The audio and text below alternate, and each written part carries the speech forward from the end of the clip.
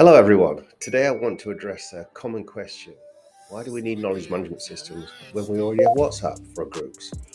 While WhatsApp is a fantastic communication tool, it lacks the structured pathways necessary for effective knowledge management. One key limitation is the lack of structured knowledge pathways.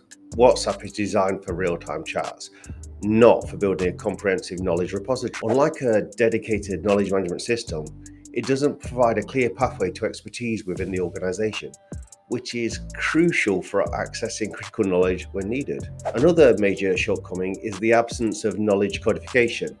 Information stored on WhatsApp often becomes fragmented and tough to organize. Effective knowledge management requires that information be codified, tagged, and easily accessible for future use. Also, WhatsApp groups lack structured expertise and expert guidance, which is essential for quality mentorship and sustained knowledge sharing. Moreover, a robust KM system enhances an holistic learning across departments, enabling continuous improvement that WhatsApp simply can't offer.